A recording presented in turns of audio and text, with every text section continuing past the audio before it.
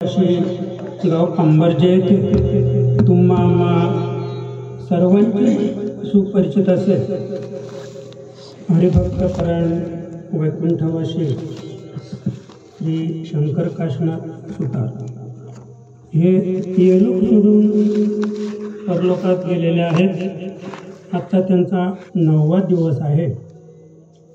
त्यांच्या पश्चात त्यांची 4 मुलं, पत्नी, एक मुलगी असा परिवार आहे। मोठ्या मुलाचं नाव आहे सुरेश शंकर परटोले, सुरेश शंकर सुतार। 2 नंबरचा रमेश शंकर सुतार, 3 नंबर दिलीप शंकर सुतार आणि अनिल शंकर सुतार। त्याचप्रमाणे मुलीचं नाव आहे राधुबाई। त्यांचं सासर आहे दहिगाव। तर अशा प्रकारे त्यांच्या पश्चात ही मंडळी आणि एकंदरीत त्यांच्या जीवनाचा आपण विचार पाहिला तर अगदी साधी राहणे आणि या घरामध्ये घराचा विचार केला तर एक वंशावळ म्हटलं तरी चालेल की काशीनाथ धर्मा सुतार होते तेव्हा दुकान होतं, किराणा दुकान नॉट एकच होतं गावामध्ये।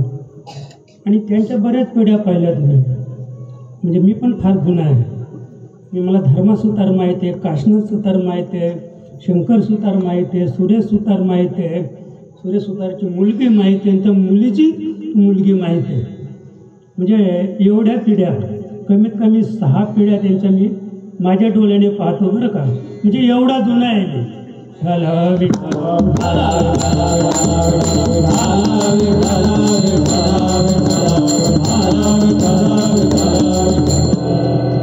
अगदी थोडक्यात सांगायचं म्हणजे साधी राहणी, साधं बोलणं, कधी कुणाशी भांडले नाहीत, अगदी शांत स्वभाव असं आहे।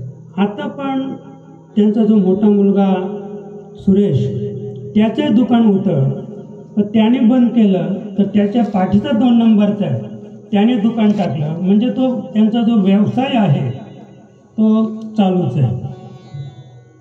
त्यांच्या पत्नीच्या बाबतीत जर सांगायचं झालं तर मला वाटतं अशी बाई शोधून पण गावात सापडणार नाही। म्हणजे इतका गोड स्वभाव। आम्ही कधी आलो तर अगदी गालाला हात लावून मुटक्यात, म्हणजे फार इतका स्वभाव। आणि आम्हाला वाटत होतं की हे जोडपं म्हणजे संगतीनंच जाईल, पण ते थोडे आधी गेले असू द्या, पण फार सुंदर स्वभाव, कुठे भेटले। शिवाय कमीत कमी 25 वर्षाचे ते मालकरी होते असं आहे। म्हणजे जशी कुटुंबाची सेवा त्याने आपल्या जीवनात केली तशी भगवंताची सेवासुद्धा 25 वर्षे त्याने केलेली आहे आणि त्याचं फळ त्यांना प्राप्त झालेलं आहे। आता आमच्या उत्तम महाराजांनी तर सांगितलं की आज एकादशी आहे, आळंदी यात्रा आहे, नाही का, आणि आज त्यांचं ह्या 9व्या दिवसाला आपलं कीर्तन आहे। म्हणजे हा एक महान योग आहे। न त्याच्यापेक्षा एक योग सांगतो तुम्हाला। आमचे हरिभक्त गेलेले शंकर काशीनाथ सुतार, त्यांच्या आजच्या 9व्या दिवसाच्या कीर्तनाला सुद्धा सेवा कोणाची आहे? नाही का, शंकरची सेवा आहे असं। तो सुद्धा एक दुग्धराज योग आहे।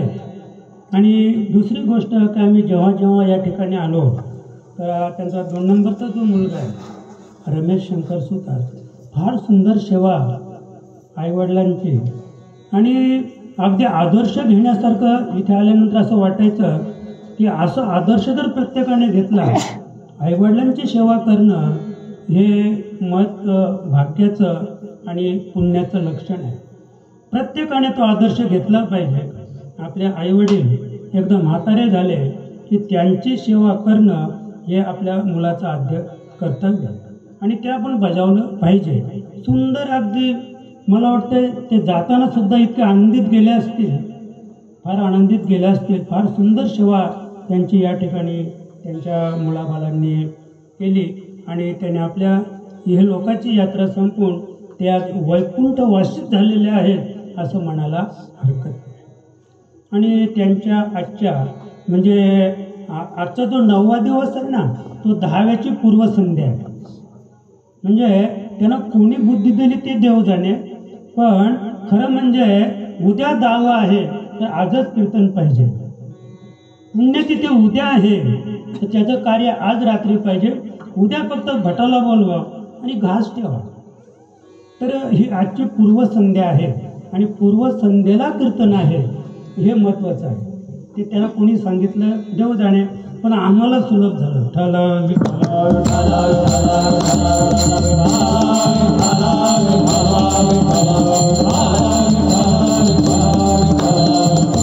आणि म्हणून आपल्या सेवेसाठी घेतलेला अभंग आळंदीपूर रहिवासी, ज्ञानियांचे राजे, योग्यांचे सम्राट माऊली ज्ञानोबराया यांचा अगदी अल्पसा 3 चरणाचा अभंग आहे. पण अभंग एवढा मार्मिक आहे की आपण त्या अभंगावर एकाच पहिल्या कडव्यावर रात्रभर बोललो तरी संपणार नाही. इतकं अभंग विशाल आहे, गर्भभरीत आहे. अगदी 3 चरणाचा अभंग आहे. प्रस्तुत अभंगातून माऊली ज्ञानोबराया अखिल मानव समाजाला सांगतायत. इतर संतांचं वाङ्मय आपण पाहिलं तर हा देह नाशवंत, मलमूत्राचा बांधा, सगळे संत सांगतात.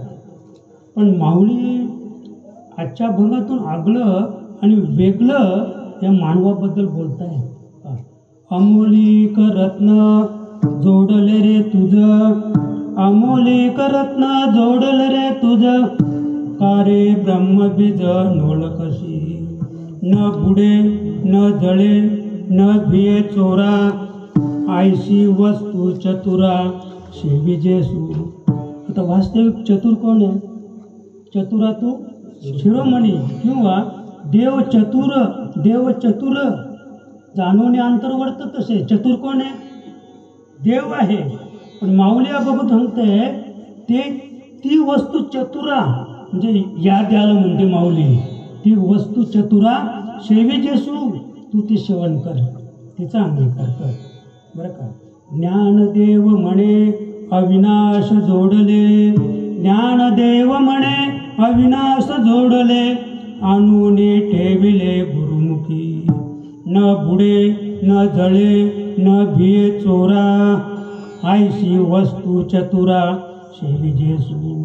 पांडुरंग करो प्रथमा नमन, पांडुरंग करो प्रथमा नमन, पांडुरंग करो प्रथमा नमन, पांडुरंग करो प्रथमा नमन. दूसरे चरण संतांतिया, दूसरे चरण संतांतिया,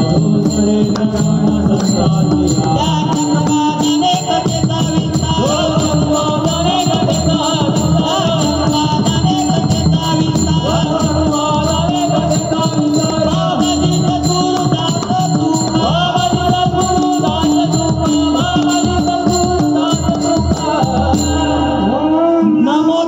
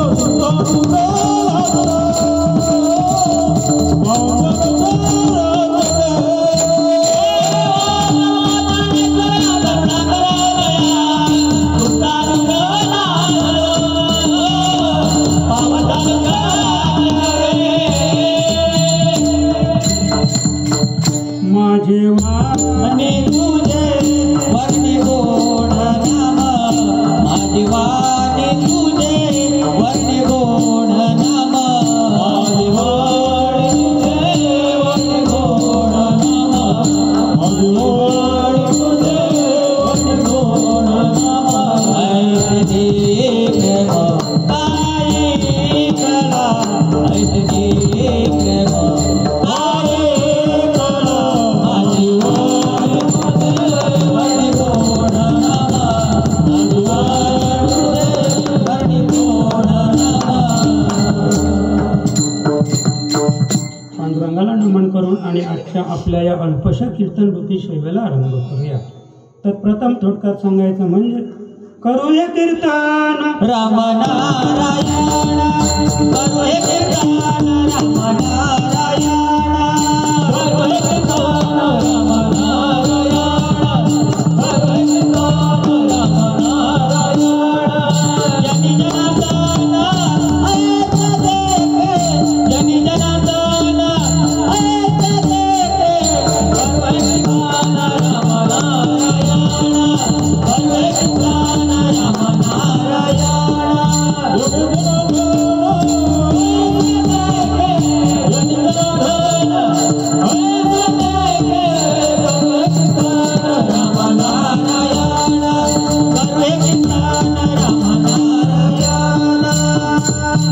करू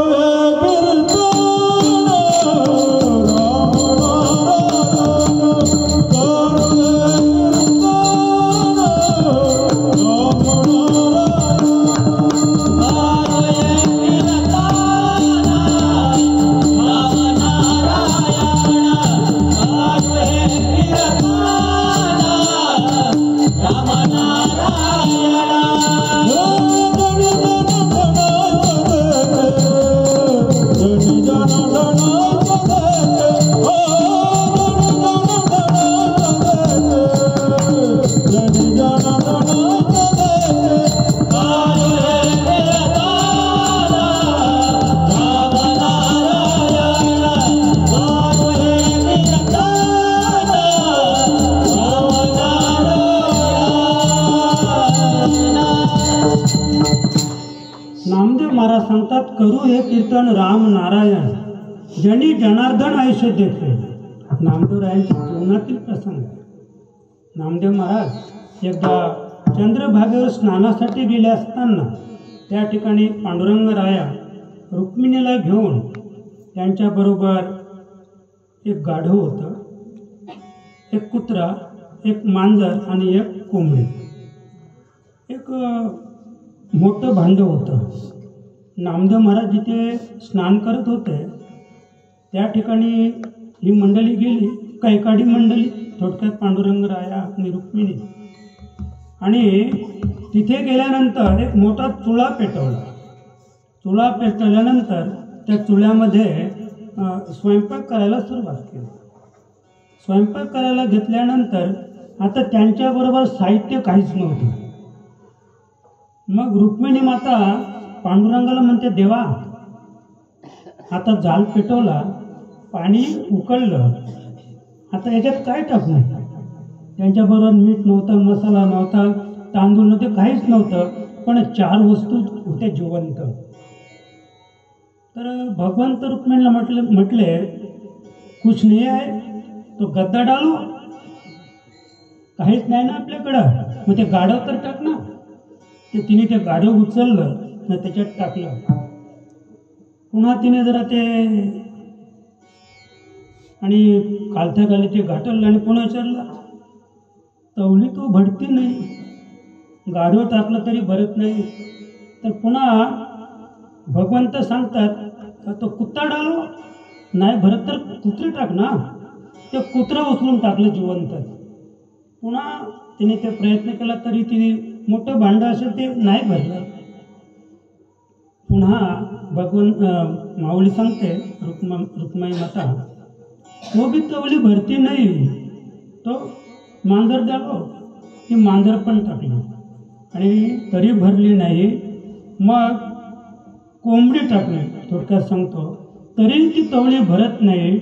मग पुन्हा विचारतो, क्या करणे का आले तवळी तू भरती नाही अरे हुसको डालो तो तिथे आंघोळ करत होता ना नामदेव महाराज उघडाच हुसको डालो बोलल्याबरोबर कसे तरी कपडे उचलले नाही तांब्या होता बरोबर तांब्याच घेऊन चालले मंदिरात गेले अगदी घामाघी झाले होते थरथर कापत होते देवाने विचारलं नामदेव काय झालं आणि काय सांगायचं म्हणे कलियुग आहे आणि काय म्हटलं देवा मी असं एक तिथे पाहिलं चित्र 2 माणसं कैकाडीन कोणतरी आली होती त्यांच्याबरोबर गाढव होतं कुत्रा होता मांजर होती आणि कोंबडी होती हे 4ही त्या मोठ्या भांड्यात टाकली जिवंत उकळत्या पाण्यात आणि मग तरी ते भरलं नाही मग हुसको डालो म्हणजे मला टाकत होती म्हणून देवा वाचलो मी पळालो बरं झालं मग देवाने सांगितलं नामदेवा तू पळालास पण कोण होतं माहीत आहे मीच होतो आणि रुक्माई माता होती आम्ही दोघं होतो म्हणे असं कसं देवा कसं ते पहा म्हणे कारण ते कपडे होते ना त्याचे जे कपडे देवाने आणले होते ते कपडे दाखवल्यानंतर नामदेव महाराजांना समजलं ते बरोबर आहे मग देवा म्हणे मग तुमचं खरं रूप मी कसं ओळखायचं म्हणे त्याच्यासाठी तुला औंढ्या नागनाथाला जावं लागेल तिथे कोण आहेत विसोबा खेचार बरं का म्हणजे नामदेव महाराज हे माऊली ज्ञानोबारायांपेक्षा कमीत कमी 50-60 वर्षांनी मोठे होते वयाने पण पारमार्थिक जीवनाचा विचार केला तर ते माऊली ज्ञानोबारायांचे नातू होते ते ज्ञानोबारायांचे कोण होते नामदेव महाराज नातू होते पारमार्थातून आपण जर त्यांचं नातं पाहिलं तर कारण माऊली ज्ञानोबारायांचे शिष्य विसोबा खेचर आणि विसोबा खेचरांचे शिष्य नामदेव महाराज मग ते नामदेव महाराज मला हे का सांगायचं आहे करू एक कीर्तन म्हणून सांगायचं आहे तर मग नामदेव महाराजांना देवाने सांगितलं की तुला माझी ओळख करायची असेल ना तर औंढ्या नागनाथाला जा तिथे विसोबा खेचर आहे त्यांना शरण जा ते माझी ओळख करून देते आणि मग अगदी मोठ्या थाटामध्ये नामदेव महाराज औंढ्या नागनाथाला गेले त्यांची जर पूर्वपीठिका पाहिली नामदेवरायांची पूर्वपीठिका तर आमच्याकडं नामदेव गाथेची सरकारी प्रत आहे त्याच्यामध्ये त्याचं सुंदर वर्णन आहे नामदेव महाराजांचं तर औंढ्या नागनाथालाच जत्रेला गेले होते ते जत्रेला यात्रेला नाही बरं का जत्रा वेगळी नाही यात्रा वेगळी यात्रेमध्ये तुळशीच्या माला विकत घेता येतात आणि जत्रेमध्ये कोंबडी बकरी कापतात त्याला जत्रा म्हणतात जत्रेला गेले होते महाराज नामदेव महाराज आणि तिथे काहीतरी मोठी भानगड झाली आणि भानगड झाल्यामुळं एका म्हणजे तिथे मिलिटरी बोलावली गेली या बंडखोरांच्या विरोधात मिलिटरी उभी केली त्या मिलिटरीतील एका जवानाला नामदेव महाराजांनी मारलं खून केला त्या जवानाचा आणि मग ती बाई तिची 2 मुलं घेऊन पुढच्या वर्षी त्या जत्रेला आली होती आणि हे पण तिथे जत्रेमध्ये होते ती मुलं अगदी खायला मागत आई आम्हाला काहीतरी खायला द्या भूक लागली खायला दे तर ती सहज म्हटली तुला त्या नाम्याचं कालीच खायला देऊ का आणि ते नाम्याने ऐकलं मला काय सांगायचं आहे माणसामध्ये परिवर्तन घडलं पाहिजे हे महत्त्वाचं आहे परिवर्तन घडलं पाहिजे आणि ते परिवर्तन संतांशिवाय घडणार नाही आणि म्हणून नाम्याने ते ऐकलं थांबला तो नाम्या आणि त्या बाईला विचारलं काय म्हणालीस तू म्हणे काय सांगू राजा त्याला काय माहीत कोण आहे म्हणे तो पंढरपूरचा नाम्या त्याने माझ्या पतीला मारलं खून केलं माझे पती मिलिटरीमध्ये होते आणि आता ही दोन्ही मुलं पोरकी झालेले खायला अन्न नाही खाऊ मागतात 1 रुपया माझ्याकडे नाही आहे तेवढं नामदेवाने ऐकलं आणि त्याच्या जीवनामध्ये परिवर्तन घडलं परिवर्तन घडवायचं आपल्याला आता मी मागास सांगितलं बरं का माळा जपता झिजले मणी कथा ऐकता फुटले कान परीन होई ब्रह्मज्ञान गेली माणसं म्हातारी झाली कितीक माणसं आली मेली पण कोणी ऐकलंच नाही तुकोबांचं संपूर्ण जीवन गेलं हाकारूने सांगे तुका नाम घेता आणि आता आम्ही थकलो, अगदी डोक्यावर पाय ठेवायची वेळ आली आणि आता आपण पण ठरवलंय का आता समाजाला बोध करण्यात काही अर्थ राहिलेला नाही. कोणी ऐकत नाही, कोणीच ऐकत नाही. आणि म्हणून मला एवढंच सांगायचं, ते नामदेव महाराज विसोबा क्षेत्राला शरण गेले, तिथे बोध घेतला. तिथली कथा सांगतच नाही आता, मला फक्त एवढंच सांगायचं. पुन्हा पंढरपूरला आले. नामदेव राया आणि चपात्या लाटीत होते. एवढी चवट झाली होती 10-20 चपात्यांची. बाजूला तुपाची वाटी होती, ते तूप लावायचे गाईचं आणि ती चपाती भाजायचे. एवढ्या तिथे कुत्रा आला आणि ती पूर्ण चवरच 10-20 चपात्या एकदाच उचलल्या आणि पळत सुटला. नामदेवाने पाहिलं, अरे हा चपात्या घेऊन पळाला. आणि म्हणून नामदेव महाराज हातामध्ये ती तुपाची वाटी घेऊन, बरं का, कोरड्या रोट्या कैशी खाशी, ही घे तुपाची वाटी घेऊन त्या कुत्र्याच्या पाठीमागे लागला. देव जरा पुढे गेला आणि आपलं रूप बदललं. म्हणे, नाम्या कसा ओळखलास मला तू? मग नामदेव महाराज सांगतात, बरं का, नामा म्हणे सर्वा ठाई, नामा म्हणे सर्वा ठाई, नामा म्हणे सर्वा ठाई, नामा म्हणे सर्वा ठाई.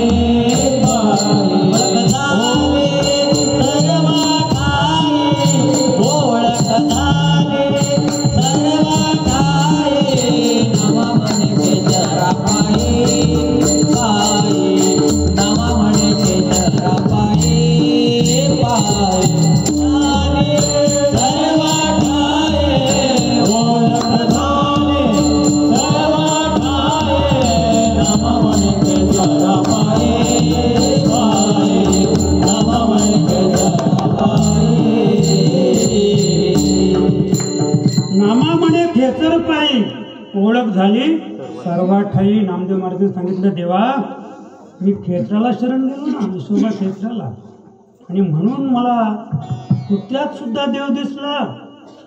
आणि क्षेत्राची काय अवस्था होती हो, फुटलेलं खापर सुद्धा थोडंसं भीक मागली होती माऊलीने, ती मातीत काढवली. आमच्या मुक्ताई पाणी आणायला गेले होते मटकी घेऊन, तिथे हे स्नान करत होते. जिथे माणसं आंघोळ करतात तिथलं गलिच्छ पाणी सुद्धा माऊलीला घेऊन दिलं नाही. मुक्ताईच्या हातून ते घडा घेतला आणि खडकावर आपटलो. पण एक दिवस त्यांच्या जीवनात असा आला, महाराज माऊलीला शरण गेले. योग्यांचे राजे का म्हणतात माऊलीला? माऊली योगी होते. योगाच्या सामर्थ्याने त्याने आपल्या पाठीवर मांडे भाजले. महाराज मुक्ताईने सांगितलं, दादाला मांडे खायची आठवण आली आणि म्हणून खापर आणायला गेली. खापरावर मांडे भाजायचे होते, पण खापर सुद्धा कोणी घेऊ दिलं नाही. आली ती रुसून बसली. माऊली आली. माऊलीच्या मुक्ते काग रुसलीस? म्हणे, काय सांगू, दादाची इच्छा आहे मांडे खायची, पण आता भाजायचं कसं, कोणी खापर सुद्धा देत नाही. म्हणे, तू मांडे तर तयार कर. मुक्ताईने मांडे तयार केले आणि मग माऊली अशी उणवी राहिली महाराज, आणि त्याच्या पाठीवरून म्हणजे अग्नीच्या ज्वाळा बाहेर यायला लागल्या. आणि त्या अग्नीच्या ज्वाळेमध्ये तिने आपले मांडे भाजले आणि विसोबा क्षेत्राने ते लांबून पाहिलं. आता कसे भाजतात पाहू, तर खापर दिलं नव्हतं. आणि जेव्हा त्यांनी तो चमत्कार पाहिला, जशी वाफ निघायला लागली त्या मांड्यातून, आणि मग तो शरण गेला माऊलीला आणि जीवनाचा उद्धार झाला. वाल्यकुली नारद मुनींना शरण गेला म्हणून त्याचाही उद्धार झाला. आजामेळ अतिशय वाईट राजा होता महाराज, दुष्ट राजा होता. पण त्याला जेव्हा मूल झालं, तर मूल झाल्यानंतर ते एवढं रूपवान होतं, एवढं सुंदर होतं की त्रैलोक्यात त्याची ख्याती झाली. इतकं मूल रूपवान. नारदाने पाहिला तर जावं. नारद मुनी तिथे ते मूल पाहायला आलं, किती रूपवान. ते मूल पाहायला गेल्यानंतर आजामेल राजाने नारद मुनींची थोडीशी पूजा केली आणि सांगितलं, आता आलात ना तर याचं जाचक पहा. आणि मग नारद मुनीने त्याचं नाव ठेवलं नारायण. उगीच नाही, म्हणजे काय, म्हणजे अंतकाळी ज्याच्या नाम आले मुखा आणि तुका म्हणे सुखा पार नाही. म्हणजे अंतकाळी तो आदामेल राजा वास्तविक पाहता पुत्र मोहाने मरायच्या वेळेला त्याने हाक मारली नारायणा, तर विमान आलं. का तर ते नारायण नामे होऊ जीवनमुक्त अनंत हे नाम गाऊ भीती. कारण ते नाव कोणी ठेवलं होतं? नारद मुनीने. आणि म्हणून त्या नारायण शब्दात पण एवढी मोठी ताकद होती. मला हेच सांगायचं आहे. आणि म्हणून नामदेव महाराजांच्या बाबतीत आपण पाहिलं तर माऊलीच्या बाबतीत सांगायचं झालं, अगदी 3 चरणाचा हा सुंदर अभंग आहे. एरवी आपण विचार केला तर या ध्यायाच्या बाबतीत सुभाषितकार सांगतात, अनित्याने शरीराने वैभवम नैव शाश्वतम नित्य संन्यत मृत्यू कर्तव्य धर्मसंग्रह. अनित्याने शरीराने सुभाषितकार सांगतात हे शरीर अनित्य आहे, हे शरीर नाशवंत आहे. वैभवम नैव शाश्वतम, ह्या शरीराच्या संगतीने तुम्ही जेवढं काही कमावलं असेल ते सुद्धा शाश्वत. कवडी कवडी जोडलं धन परिणय संगतीनं. रावणाच्या बाबतीत तुकोबराया सांगतात की रावणाची किती संपदा होती पण बरोबर काहीच गेलं नाही. वैभव नैव शाश्वतम नित्य संन्यतो मृत्यू. आम्ही ज्या दिवशी जन्माला आलो त्या दिवसापासून या देहाच्या पाठीमागे मृत्यू लागलेला आहे. आणि म्हणून सुभाषकर सांगतात कर्तव्य धर्मसंग्रह, म्हणून धर्मसंग्रह करा, सद्गुरूला शरण जा, संतांना शरण जा आणि या देहाचं सोनं करून घ्या. यारी पण तुकोबारा सांगतात नाशिवंत देह जाणार सकळ, नाशिवंत देह जाणार सकळ, नाशिवंत देह जाणार सकळ, नाशिवंत देह जाणार सकळ. आयुष्यवत काळ सावधान, आयुष्यवत काळ सावधान, आयुष्यवत काळ सावधान. नाशिवंत देह जाणार सकळ, आयुष्य खातो काळ सावधान. अद्याप पुढे सांगतात नाशिवंत देह नाशेल हा जाणार. अरे जाणारच आहे, हा नाशणार आहे. मग कार्य उच्चारणा मुखी नाम जाणार तर आहे, बरोबर तर काही येणार नाही, पण एवढी पुंजी करा ना कार्य उच्चारणा. तर आपण नामाचा उच्चार केला तर ते नाम जसं पांडवांचं सगळं कुल गेलं. आमच्या उत्तम महाराजांना विचारा, स्वर्गारूनच वाचन या ठिकाणी आहे. पांडवांचं कोणी शिल्लक राहिलं नाही, फक्त एकटा धर्मराजा गेला. आणि धर्मराजाच्या बरोबर काय होतं? कुत्रा. म्हणजे युधिष्ठिराच्या बरोबर फक्त त्याच्या सोबतीला कोण होता? कुत्रा. म्हणजे धर्म, म्हणजे धर्म जीवाचा संगाती. आपल्या बरोबर फक्त धर्मच येऊ शकतो. म्हणून आपल्याला काय करायचं? आपल्या जीवनामध्ये धर्म करायचं. कारण हे सगळं नाशवंत आहे. आमच्या कबीर महाराज सांगतातच ईसतन धनकी कोण बडाय, ईसतन धनकी कोण बडाय, ईसतन धनकी कोण बडाय, ईसतन धनकी कोण बडाय. एक नैनो में बेटी मिलाए, एक नैनो में बेटी मिलाए, अपने खातिर महल बनाया, अपने खातिर महल बनाया. एक नैनो में बेटी मिलाए, एक नैनो में बेटी मिलाए, अपने खातिर महल बनाया, अपने खातिर महल बनाया. ईसतन धन की कबीर महाराज सांगतात कौन बड़ाई, देखत नैनों में मिट्टी मिलाई, अपने खातर महल बनाया, आप हे जाकर हाड जळे जैसे लकड़ी की मूली, बाल जळे जैसे घास की पूली। कहत कबीरा सुन मेरे गुनिया, आप मुवे पीछे डूब गई दुनिया। आपण मेलो ना, सगळं संपलं. कोणी वंशज नाही, कोणी कुल धर्म सांगायला नाही, कोणी नाही, कुणासाठी कोणी नाही. आणि म्हणून मनुष्य दुर्लभ आहे. कबीरजी सांगतात, मिले ना बारंबार बरं का, तरु वर्ष फल गिरे फिर न लागे. पिकलेला आंबा जर खाली पडला तर पुन्हा त्या फांदीला तो लागणार नाही. तसं एकदा मनुष्य देह गेला की पुन्हा कधीच मिळणार नाही. म्हणून माऊली अभंगाच्या पहिल्या चरणात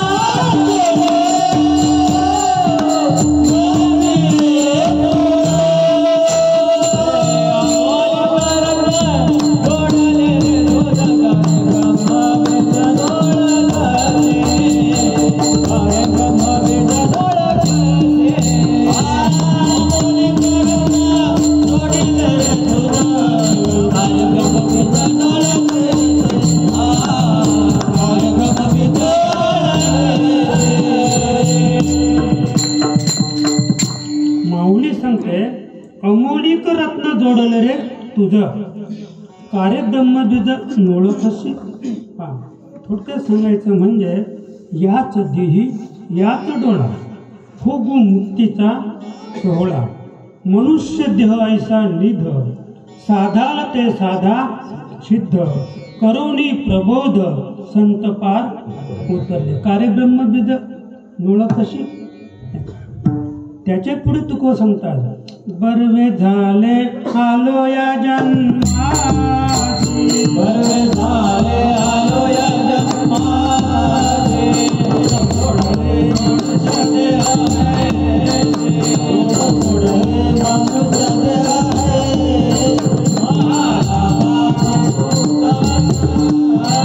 माला वाटे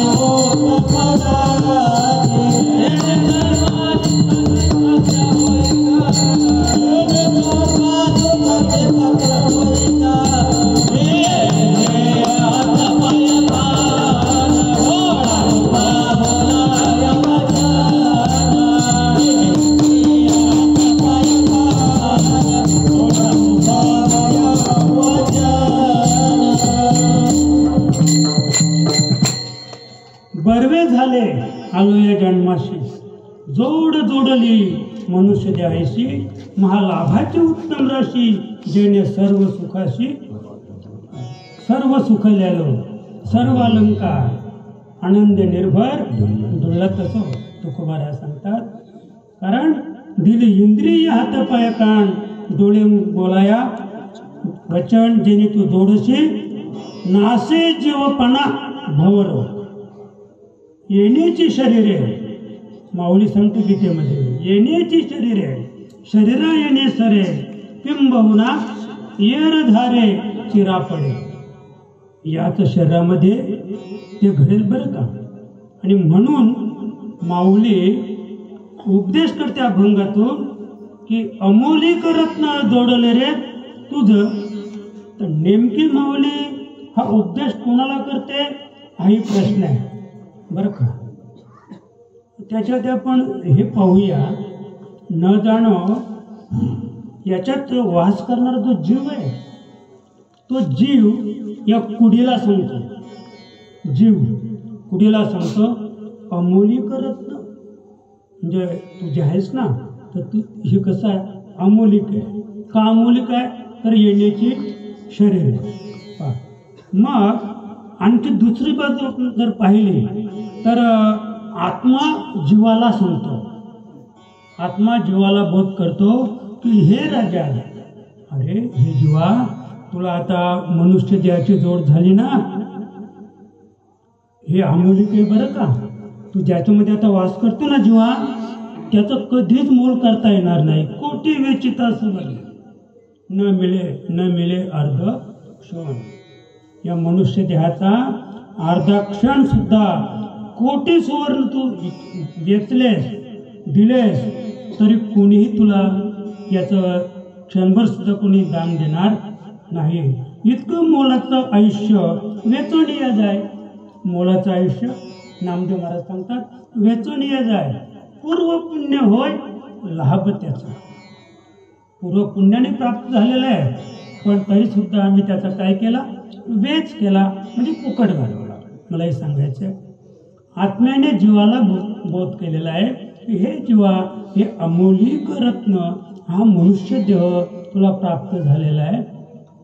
आता तू काय कर, कार्य ब्रह्मबीज, म्हणजे आत्म्याला हे सांगायचे जीवाला का आता तू जर ठरवलंस ना, तर ब्रह्मबीजाची ओळख तू ह्या देहाच्या माध्यमातून प्राप्त करू शकतोस. हे झालं, आधी झालं जीवाचं, नंतर झालं आत्म्याचं. आत्ता जो परमात्मा आहे, म्हणजे तो परमात्मा विश्वव्यापक आहे. विश्वव्यापक परमात्मा आत्म्याला बोध करतो, राजा, अरे तुझं आयुष्य गेलं रे.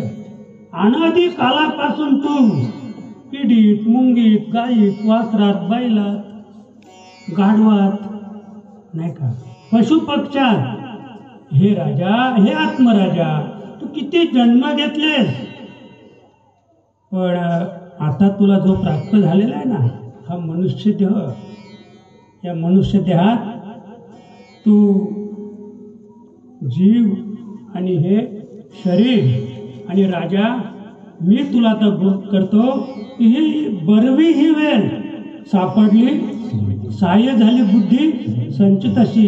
आता तुझं संचित बरं का, आणि तुझी बुद्धी याचा तो विचार कर, त्यांचा मेळ बसव, आणि ही संधी पुन्हा नाही. एकदा मनुष्य देह तुझ्या हातून गेला ना आत्मराजा, तर पुन्हा तुला ह्या देहात प्रवेश नाही. ही शेवटची संधी आहे तुला. आता तू काही करू शकतोस, ब्रह्मबीजाची ओळख सुद्धा करू शकतोस. मग का ओळखची, का ओळख करीत नाहीस, नाही का. नामदेव महाराज सुद्धा सांगतात, मन माझे केशवा काबा न घे. इतकं तर श्रेष्ठ आहे, मग माझं मन ते नाम घ्यायला का धजत नाही, का मागे मागे घेत आहे. असं तसं माऊली सांगते या अभंगातून की हे अमोलिक रत्न तुला प्राप्त झालेले आहे आत्मराजा. आता तू काय कर, हे ब्रह्मबीज जे आहे त्या ब्रह्मबीजाची ओळख करून घे. पण आपण थोडंसं एक विचार करूया, मग आपल्या लक्षात येईल. पहा, मग 4 वर्ग पडतात. म्हणजे पहिला जो वर्ग आहे त्याला कळालाही नाही आणि मिळाला सुद्धा नाही. म्हणजे पशु पक्ष्यादी किंवा अन्य योनी, किडी मुंगे असेल तर त्यांना हा मनुष्यदेह मिळाला सुद्धा नाही आणि कळाला सुद्धा नाही. दुसरा जो प्रकार आहे तर त्याच्यामध्ये कळाला पण मिळाला नाही. तो कुणाला कळाला? स्वर्गात जे देव आहे, स्वर्गात जे अमर आहेत त्यांना माणसाच्या या देहाची किंमत कळाली, पण त्यांना तो प्राप्त झाला. तुकोबा सुंदर सांगतात, इहलोकीचा देह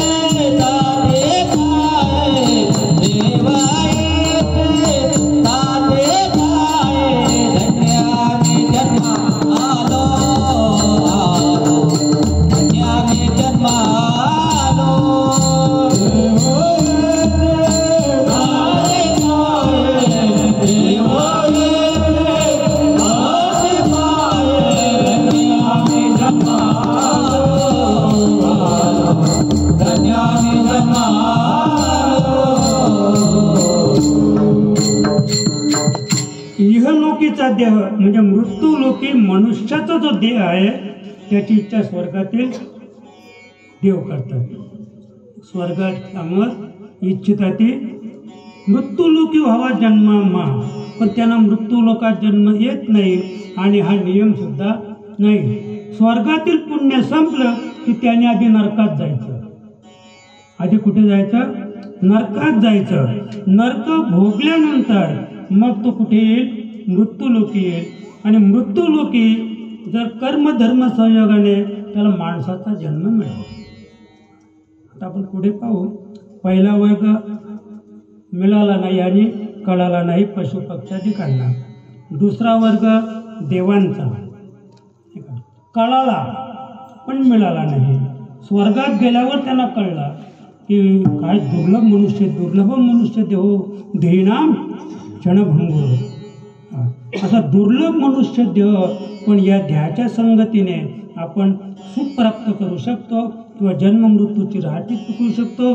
पण हे त्यांना तिथे कळलं, पण त्यांना इथे येण्याचा अधिकार नाही. लक्षात का?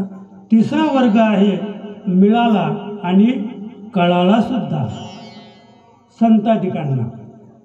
संताधिकांना मनुष्यदेह मिळाला आणि या मनुष्य देहाचं त्याने काय केलं? सोनं करून घेतलं. कारण त्यांना मनुष्य देहाची किंमत काय आहे ही ज्यांना कळाली मनुष्य देहात येऊन त्यांना संत म्हणतात. आणि चौथा वर्ग आहे मिळाला पण कळाला नाही. म्हणजे तुम्ही आणि आपण सर्व आपल्याला मिळाला, कर्मधर्म संयोगाने पाप पुण्य समान समी तेव्हा जन्म येतो प्राणी. म्हणजे आम्हाला आता मनुष्यदेह प्राप्त झालेला आहे पण कळाला नाही. का कळाला नाही ते सांगतो बरं का. मनुष्य देहाला आल्यानंतर प्रत्येक माणसाची जी प्रवृत्ती आहे ती दानाकडे आहे, पुण्याकडे आहे. दान पुण्य केलं की सुख प्राप्त होईल. दुसरी गोष्ट, प्रत्येक जीवाला वाटतंय की सुख कुठे आहे? सुख स्वर्गात आहे बरं का. मी सांगतो स्वर्गात काहीच नाही. जे स्वर्गात देव गेलेत ना तर त्यांची पापणी देवाला पापण्या नाहीत. मी आपली जी उघड झाप आहे ना पापणीची ती देवाना नाही. म्हणजे थोडक्यात म्हणून तर मत्स्य अवतार, माशाला पापणे नाही म्हणून आदिवासी लोक त्याचा फायदा घेतात. ते माज ती नेऊन टाकली किंवा औषध टाकलं की त्यांच्या डोळ्यांना झटका बसतो, त्या झटक्यातच मरतात ते. म्हणजे डोळे मिटण्याचं त्यांना ज्ञानही नाही आणि त्यांचे डोळे मिटत सुद्धा. देवांचे डोळे मिटत नाहीत. देवांचे डोळे मिटत नाहीत. देव कंटाळले तिथे. ते भोगून हैराण झाले. नको झाला त्यांना. आता त्यांची एकच इच्छा आहे, आम्हाला जर मृत्यू लोकी माणसाचा देव प्राप्त झाला तर बरं होईल. पण देईल कोण? म्हणजे ते तिथे हैराण झाले. पण तुम्हाला सांगितलं ना तिथली अवस्था फार कठीण आहे, तर आम्ही ऐकणार नाही, आम्ही ऐकणार नाही. आम्हाला ते करायचं आहे की जेणेकरून आम्ही स्वर्गात जाऊ. राजा नहुशाने 100 यज्ञ केले. किती? 100 यज्ञ केले. आणि राजा नहुश स्वर्गाधिपती झाला, कारण तेव्हा इंद्र झोपला होता. मला काय सांगायचंय, कोणत्याही तपस्व्याचं, कोणत्याही राजाने येथे केलेले यज्ञ आतापर्यंत इंद्राने सफल होऊ दिले नाहीत. पण नहुष राजा भाग्यवान ठरला की याला कोणती झोप लागली ती कळत नाही इंद्राला. 100 यज्ञ पूर्ण झाले. राजा नहुष स्वर्गात गेला आणि इंद्राच्या खुर्चीवर बसल्यानंतर तिथे गेल्यानंतर तो राहाटी भांबवला. राहाटी तिला म्हणतात. तिथे भांबवला तो. आणि भांबवल्यानंतर त्याच्या मनात आलं की आता इंद्राणीचा भोग घ्यायचा, म्हणजे परमनंट जी इंद्राणी तिचा भोग घ्यायचा. आणि त्याने इंद्राणीला पत्र पाठवलं की तुम्ही मला भेटायला या. त्या पत्राचा विषय वाचून त्याच्या लक्षात आलं इंद्राणीच्या, कारण असे हजारो इंद्र तिच्या आयुष्यात मेले होते. महाराज, इंद्राणीचं आयुष्य फार मोठं होतं असं. आणि म्हणून त्याचा तो विषय वाचला आणि तिने सांगितलं, महाराज मला जरा वेळ अपुरे, आपणच भेटायला याल तर. मग कुणाला नको? एखाद्या वेशीने, एखाद्या प्रेयसीने एखाद्या पुरुषाला जर वायदा केला की या तुम्ही, तर सगळी कामं तो बाजूला ठेवील आणि तिला भेटायला गेल्याशिवाय राहणार नाही. आता हा इंद्र 33 कोटी देवांचा राजा, सप्तर्षी बोलावले, मेना बोलवला, म्हणजे पालखी बोलावली. त्याला सप्त ऋषी पालखी खांद्यावर घेतली. त्याच्यात हा इंद्र बसला, म्हणजे टेम्पररी इंद्र. कसा इंद्र होता तो? टेम्पररी इंद्र. आणि चला चला लवकर, चला लवकर, त्याला घाई झाली की इंद्राणीला भेटायची, बरं का. आणि मग संस्कृत भाषा होती तेव्हा, देवनागरी भाषा संस्कृत. सर्प सर्प सर्प सर्प म्हणजे लवकर चला, लवकर चला. आणि त्या मदांध झालेल्या, विषयांध झालेल्या राजाने जरा ऋषी जोरात चालत नाहीत म्हणून नेमके दुर्वास ऋषीच्याच लात मारली. दुर्वासानं वर पहिला लात मारली, अरे जा म्हणे सरपवून पडशील.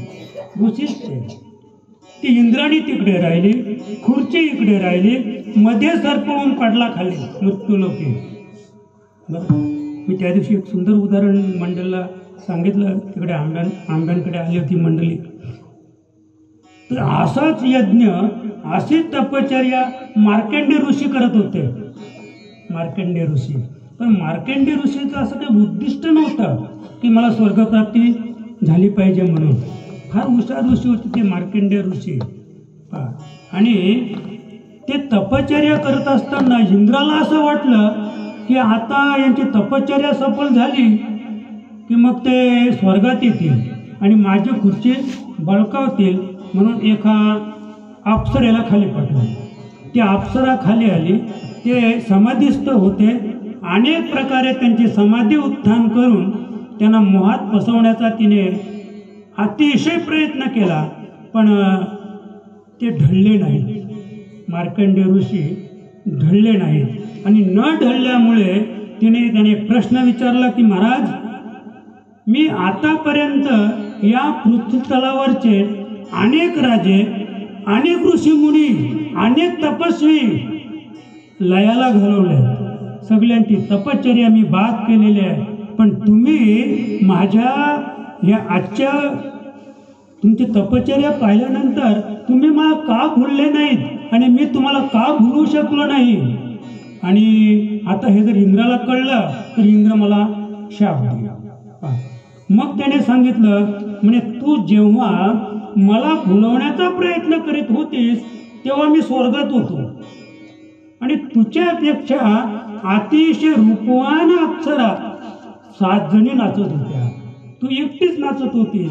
तुझ्यापेक्षा रूपवान 7 जणी नाचत आणि मी त्या नाच गाण्यात दंग झालो होतो म्हणून तुझ्याकडं पाहिलं. काय सांगितलं त्या अप्सरेला? ती अप्सरा विचार करते की मी तर इंद्राची इंद्राणी आहे. ती इंद्राणी होती, इंद्राने पाठवली ती अप्सरेचं रूप घेऊन. मी इंद्राची इंद्राणी आहे, मी सगळ्यात रूपवान आहे. या 7 जणी आणखी कोण माझ्यापेक्षा रूपवान? ठीक आहे म्हणे, तरी असू द्या, पण आता म्हणे असं करा ऋषी, माझ्याबरोबर स्वर्गात चला, नाहीतर आता मला इंद्र शाप दिला. असं का?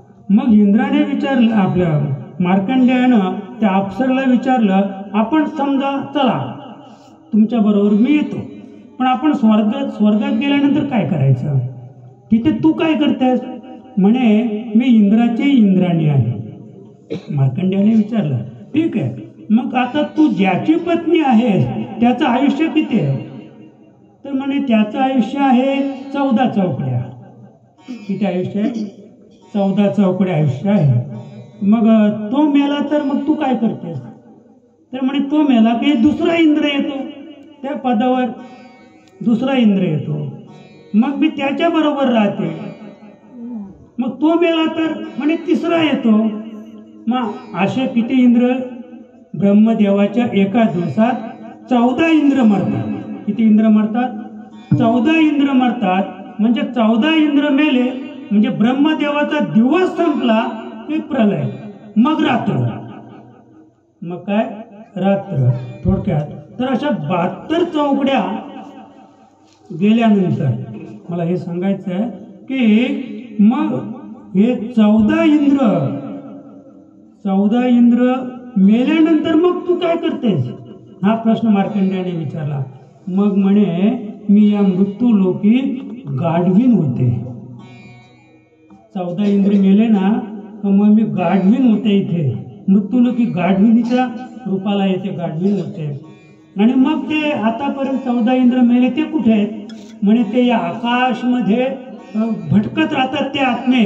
आणि मी गाढवीन झालो की ते 14 गाढव होतात आणि ते गाढव पुन्हा माझ्या पाठीमागे लागतात. मी सांगितलं बरं का, मी सांगितलं. एवढ्यात इंद्र तिथे आला, एवढ्यात इंद्र तिथे आला. म्हणे तुम्ही जिंकले, मी हरलो. मार्कंडेय ऋषीचे पाय धरले, देवा तुम्ही जिंकले, मी हरलो, चला स्वर्गात चला आणि इंद्रपदाच्या खुर्चीवर बसा. धन्य आहात तुम्ही, भाग्यवान आहात तुम्ही ऋषी. मग ते ऋषीने इंद्राचे पाय धरले. बाबा मला स्वर्गाचं सगळं कळलं, अप्सरेने सगळं सांगितलं, काय अवस्था आहे कशाला का, म्हणून मला काय सांगायचं, मिळाला पण आम्हाला कळाला नाही, म्हणून आम्ही स्वर्गात गेलो, इंद्रपदाच्या खुर्चीवर बसलो आणि पुन्हा खाली सर्प होऊन पडलो. पण मार्कंडेयाने ते जाणलं, मार्कंडेय ऋषीने ते जाणलं आणि त्या अप्सरेचं ऐकलं नाही, इंद्राचं सुद्धा ऐकलं नाही आणि इंद्रपद प्राप्त करून सुद्धा घेतलं नाही. त्याला माहित होतं ही नागवण करून घेण्यापेक्षा येण्याची शरीर याच देही याच डोळा, भोगमुक्तीचा सोहळा. म्हणून माऊली सांगते, अमोलिक रत्न जोडले रे तुझं, तुला हे अमोलिक रत्न आता प्राप्त झालेलं ना, मग कार्य ब्रह्मबीज ओळखशी, मग तू ब्रह्मबीज का ओळखीत नाही? मग इथे पुन्हा माऊलीच शंका घेते, माऊलीचाच प्रश्नचिन्ह आहे. मग ते ब्रह्मबीज कसं असेल? ब्रह्मबीज ज्याला म्हणतात ना ते कसं असेल? मग ब्रह्मबीज कसं असेल? माऊली गीतेत सांगते, ज्याला ब्रह्मबीज म्हणतात ना ते गगनहुनी जुने, परमाणुनी साने, जयाच्याने सानिध्यने विश्व चले. जिथे ब्रह्मबीज आहे ना ते परमाणूपेक्षा लहान आहे आणि गगनाहुनी जुने म्हणजे आकाशापेक्षाही मोठं आहे की ज्याच्यात संपूर्ण विश्व सामावलेलं आहे. बरं का, त्याला म्हणतात ब्रह्मबीज. आणि ते ब्रह्मबीज आपल्याला त्याची ओळख करून घ्यायची असेल, ते प्राप्त करायचं असेल तर माऊली त्या ब्रह्मबीजाविषयी दुसऱ्या चरणात सांगतात. नबुडे नजारे नाविय तोरा, नबुडे नजारे नाविय तोरा, नबुडे नजारे नाविय तोरा, नबुडे नजारे नाविय तोरा,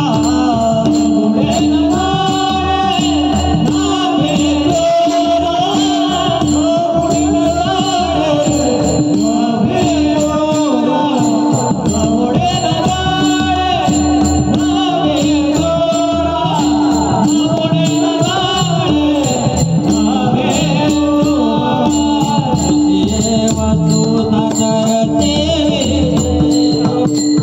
ऐसी वस्तु चतुराते ऐसी वस्तु चतुराते ऐसी वस्तु चतुराते नवोडे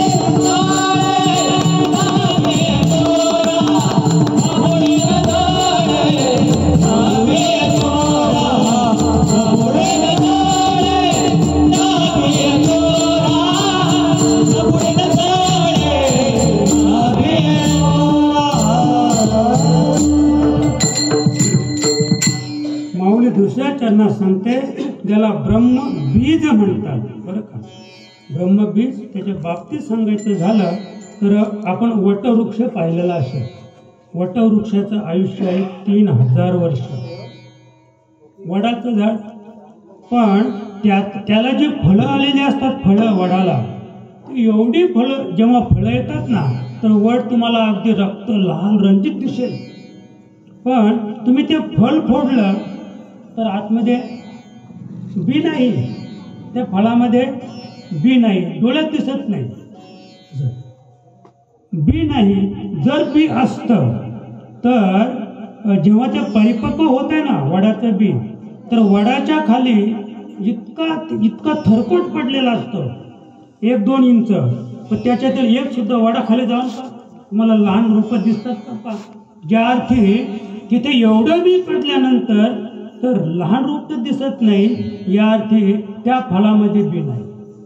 मग जांभळीच्या झाडाखाली जा, जांभळीच्या झाडाखाली जाऊन पहा, तुम्हाला जांभळाची झाडं दिसतील, लहान लहान रोपट्या. कारण काय आहे तर त्याला काय आहे, बी आहे. आता आपण दुसरी बाजू पाहूया. आता याला जोत्या म्हणतात. तर या जोत्याला इथे वडाचं झाड येईल, इथे वडाचं झाड येईल, इथे बी आणलं कोणी, बरं त्याला पाणी शिंपलं कोणी, त्याला जर अंकुर फुटतो, बीला अंकुर केव्हा फुटतो, जेव्हा त्याला पाण्याचा वापसा मिळेल तेव्हा. आता इथे तो उगवतो. तुम्ही विहिरीत जाऊन पहा, आता जे ओसाड विहिरी पडल्यात ना, तर त्याच्यामध्ये त्या भिंतीमध्ये, विहिरीच्या भिंतीत तुम्हाला वडाचं झाड दिसेल आणि पिंपलाचं झाड दिसेल. पिंपलाची तीच अवस्था आहे. मग तिथे ते बी आलं कसं, त्याला पाणी शिंपलं कोणी, आणि त्या दगडात ते वाढलं कसं, आणि एवढं मोठं. त्याला मुळं येतात, पण ती मुळं तर पाण्यापर्यंत पोचलेली नाहीत, विहिरीच्या पाण्यापर्यंत नाही पोचलेली ती मुळं, तरी ते जगतात कसे, हा महत्वाचा भाग आहे. त्याला म्हणतात ब्रह्मबीज. आणि ते ब्रह्मबीज कसं आहे तर माऊलीने या देहाला उपदेश करताना सांगितलं की अरे तुला कदाचित शंका येईल, तुला त्या बीजाची ओळख नसेल ब्रह्मबीजाची, तर मी तुला ओळख करून देतो. आणि म्हणून माऊली सांगते न बुडे. बरं का, हे राजा, हे आत्मराजा, ते जे ब्रह्मबीज आहे ना, ते पाण्यात जरी टाकलं तरी त्याचा नाश होत नाही, ते कुजत नाही. पाण्यातच जरी राहिलं तरी ते कुजत नाही. बरं, मग त्याला अंकुर येतो का? ब्रह्मबीजाला अंकुर सुद्धा येत नाही, त्याला मूळ सुद्धा येत नाही, आणि ते बुडत सुद्धा नाही. थोडक्यात ते कुजत सुद्धा नाही. अगदी अनादी काळापासून आतापर्यंत ते ब्रह्मबीज तुम्ही पाण्यात जरी ठेवलं, आणि त्याची उत्पत्ती सुद्धा कुठून आहे? सृष्टीची उत्पत्ती पाण्यापासून आहे. सृष्टीची उत्पत्ती ही पाण्यापासून आहे. आणि काही लोक विचारतात कोंबडी आधीची की म्हणे अंडी आधीची, हा एक प्रश्न आहे. पण आम्ही सांगतो आधी अंड, कोंबडी नाही. कारण ब्रह्मदेवाने आधी काय केलं? ब्रह्मांड निर्माण केलं. ब्रह्मांड, अंड नाही, ब्रह्मांड. त्या ब्रह्मांडामध्ये कोट्यावधी अंडी होती. त्या ब्रह्मांडात कोट्यावधी अंडी, कोट्यावधी इंद्र, कोट्यावधी ब्रह्मदेव आणि कोट्यावधी सृष्टी, त्याला म्हणतात ब्रह्मांड. पण कोणी विचारलं तुम्हाला तर सांगा की आधी अंड्याची निर्मिती केली आणि मग कोंबडी जन्माला आली.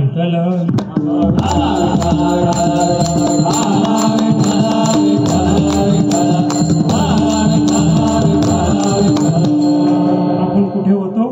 पुढे माऊली खूण सांगते का ब्रह्मबीज जे आहे ते बुडत नाही. बरोबर, बुडत नाही. मग जाळून पाहूया, नाही का? न जळे ते अग्नीत जरी टाकलं तरी ते जळणार नाही. आणि अग्नीत जाळून जरी बाहेर काढलं आणि त्याला पाण्याचा वापसा दिला तर त्याचा वेळू गेला गगनावर, लगेच त्याला अंकुर फुटेल. ते असं नाही बीज भाजून केली लाई, नाही का? एकदा लाही झाली की ते पुन्हा उगवणार, त्याला अंकुर येणार नाही. पण बीज जे आहे, ब्रह्मबीज आहे, ते जळत नाही, बुडत नाही. न भिये चोरा, ते चोराला सुद्धा घाबरत नाही. कारण चोर कुठे? चोर त्याच्यात आहे.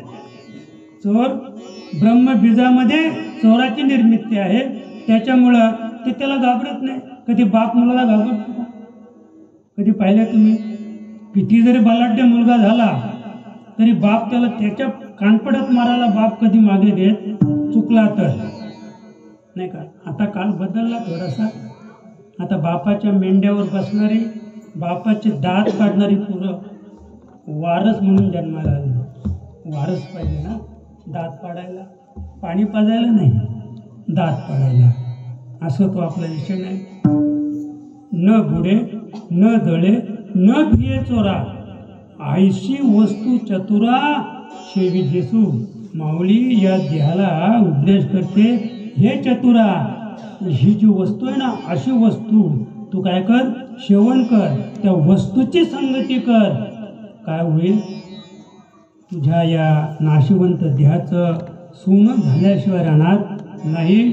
आणि म्हणून आजच्या या प्रसंगातून आपल्याला हाच बोध घ्यायचा आहे की आपल्यातून गेलेले ज्याने 25 वर्षे भगवंताची सेवा केली, 25 वर्षे भगवंताचं नामस्मरण केलं, त्याचा आदर्श घेऊन आपल्याला पुढे चालायचं आहे. मी त्यांच्या मुलांना हे सांगणार नाही, तुम्ही त्यांचे वारस आहात पण जमिनीचे, तुम्ही त्यांचे वारस आहात घराचे दाराचे.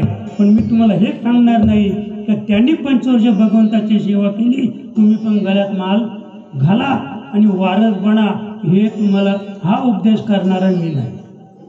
मी अद्याप कुणालाच उपदेश केलेला नाही की मालकरी व्हा आणि माला घाला आणि मग तुम्ही हे न ते.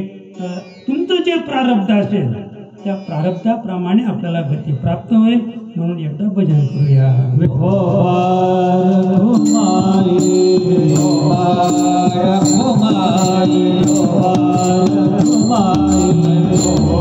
तुरा शेवी जेसू.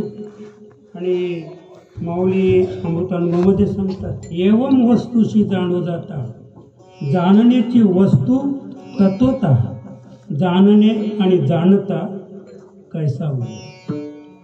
म्हणजे जाणणारा सुद्धा, त्या वस्तूला आपण जाणायला गेलो तर जाणणारा सुद्धा शिल्लक राहत नाही, वस्तू तद्रूप होतो.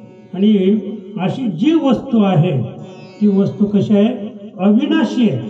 ज्ञानदेव म्हणे अविनाश जोडले, आणि ती वस्तू इथे देव आहे, देव आहे हृदय मंदिरी शोधून पाहे. ती अविनाशी वस्तू जिचा कधीच नाश होत नाही, ती वस्तू या देहामध्ये आहे. इतर देहांमध्ये पण तीच वस्तू आहे, पण ती मी नेहमी सांगतो की तो मूढात्मा आहे. इतर देहामध्ये जो आहे त्याला त्याचं देव प्राप्त करण्याचं ज्ञान नाही, आणि याच्यामध्ये जो आहे तर त्याला देवप्राप्तीचं ज्ञान आहे. का तर बाहुले मनुष्य देही निज ज्ञान गातिले पायी, जेणे ज्ञाने देही विदेही पायी पावते. आणि म्हणून या देहाला म्हणून महत्व आहे. आणि जो अविनाशी परमात्मा आहे किंवा ज्याला आपण आत्मा म्हणतो तो यामध्ये वास करू नये. बरं का, यामध्ये तो काय आहे? वास करून आहे. तो अविनाशी आहे. पण जोडून या जोडी, जेणे हुंडारिली दुरी, भिकेची आवडी तया नावडे पंढरी. बरं का, किंवा त्याच्या पुढे आपण जर गेलो तर आईशी जोडी करा, रामकंठी धरा, जेणे चुके फेरा गर्भवास. अशी जोडी आपल्याला करायची आहे. बरं का, आता ती जोडी आपल्याला प्राप्त झालेली आहे. आता आपण या देहामध्ये आत्मा आहे, पण आणून ठेविले गुरुमुखी. माऊली सांगते की ही उत्तम संधी तुम्हाला प्राप्त झालेले, ये साथे आलिया ओळगा सारंग धरू, नाहीतरी संसारू. ही संधी आहे. आता तुम्ही भगवंताची ओळख करू शकता, पण ओळख कशी होईल? सद्गुरु वाचोनी सापडेना सोय, धरावे ते पाय आधी आधी. सद्गुरूला आपण शरण गेलो नाही तर आपल्याला त्याची अविनाशी जी शक्ती आहे, अविनाशी जे ब्रह्मबीज आहे, त्याची ओळख होणार नाही. का तर ती एक म्हणजे ज्ञानबाची मेघ, त्याला ज्ञानबाची मेघ म्हणतात, ती या ठिकाणी संतांनी आणून ठेवलेली आहे. आणून ठेवले गुरुमुखी. ते आपल्याला तसं प्राप्त होणार नाही. त्याच्यासाठी आपल्याला आपल्या जीवनात सद्गुरू करावं लागेल. सद्गुरू केल्यानंतर आपल्याला अविनाशी वस्तूची ओळख होईल. अविनाशी वस्तूची आपल्याला एकदा ओळख झाली की मग आपल्या लक्षात येईल, न बुडे न जळे न भिये चोरा.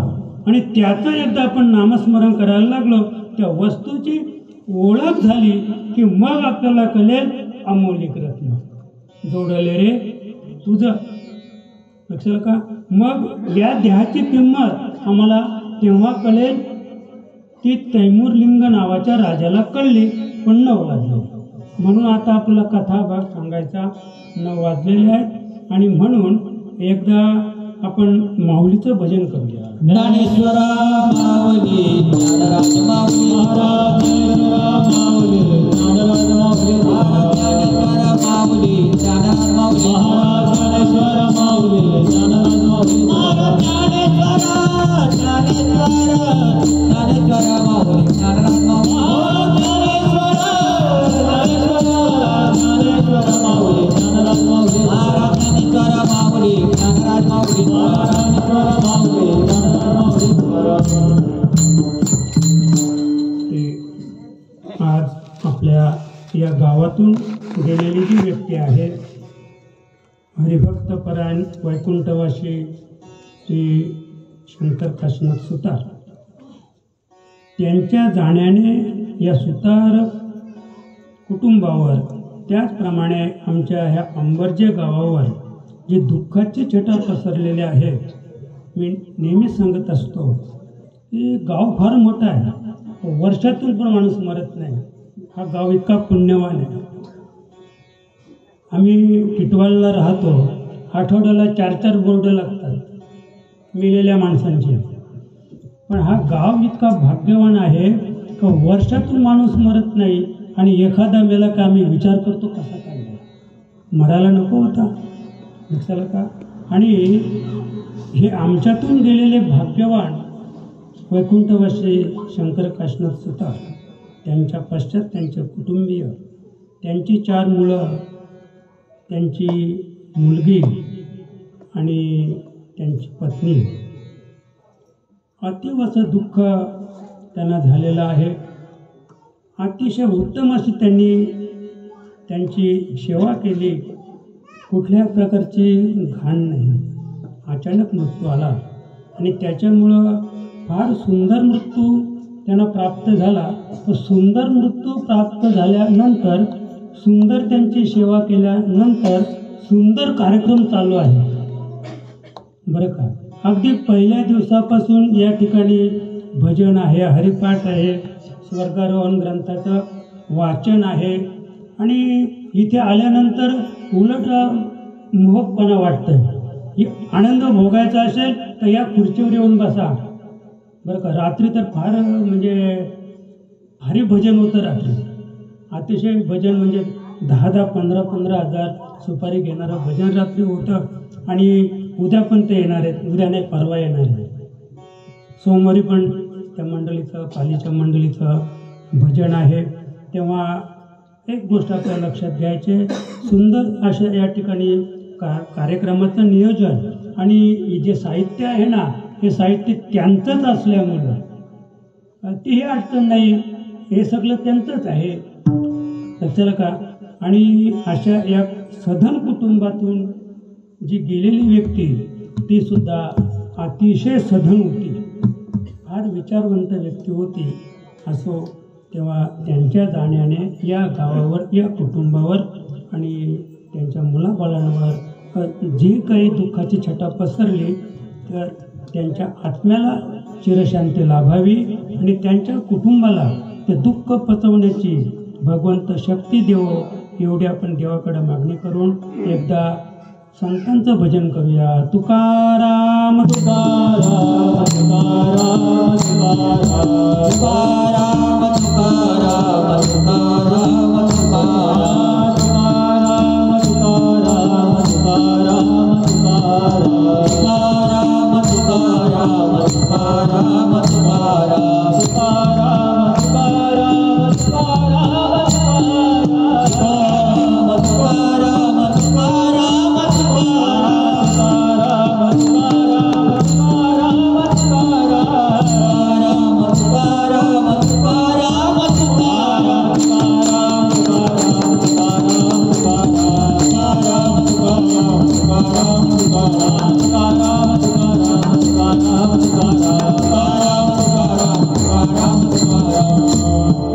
जय हरि